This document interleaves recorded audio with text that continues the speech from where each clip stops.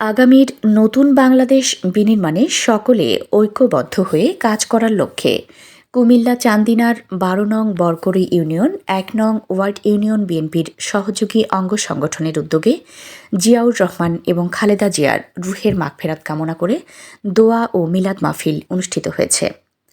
শনিবার বিকেলে ১২ নং বরকড়ই ইউনিয়ন যুবদলের সভাপতি মোহাম্মদ জাকারিয়া হুসাইনের সভাপতিত্বে অনুষ্ঠান পরিচালনা করেন ১ নং ওয়ার্ড যুবদলের সিনিয়র সহ সভাপতি ফয়সাল আহমেদ ফয়েজ।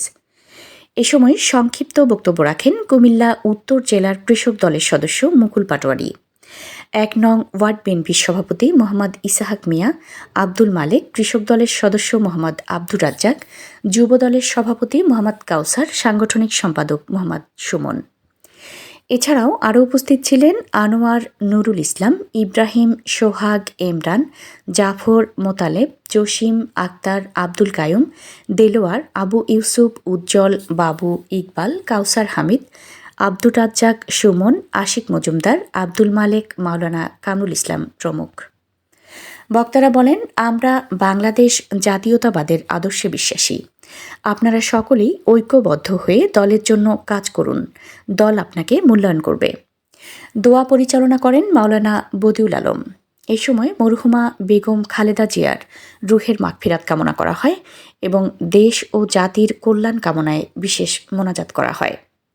পরে উপস্থিত সবার মাঝে ইফতার পরিবেশন করা হয়। আজকে আসলে আমাদের ইফতার মাহফিলটা এই জন্যই সারা বাংলাদেশ নেয়, প্রত্যেক উপজেলা, ইউনিয়ন, ওয়ার্ড প্রত্যেকখানে বেগম খালেদা জিয়ার জন্য দোয়া মাহফিল করা হয়। এই জন্য আমরাও চিন্তা ভাবনা করছি যে আমাদের একটা ইফতার মাহফিলের প্রয়োজন। এই জন্য আজকে আমাদের এই আয়োজন। আমরা চাই যে আমাদের নেতৃবৃন্দরা সবাই একসাথে থাকব, আর একসাথে থাকতে যাইয়া আমরা মানুষের কল্যাণে কাজ করব, যা আমাদের নেত্রী শিখিয়ে গেছেন বেগম খালেদা জিয়া এবং আমাদের তারেক রহমান বর্তমান প্রধানমন্ত্রী। উনি যে চাঁদাবাজ এবং সন্ত্রাসবাদ, দুর্নীতিবাজ, জিরো টলারেন্সের মধ্যে আমরা নিয়ে যাওয়ার জন্য আমাদেরকে নির্দেশনা দিয়েছে।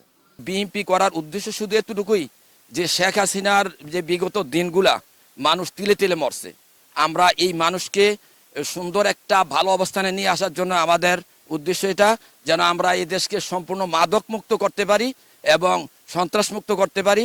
আমরা যেন সঠিক বিচারের মাধ্যমে আমরা মনে করি এই দেশকে পরিচালনা করতে পারি, তারেক রহমানের যে আদেশকে পালন করতে পারি।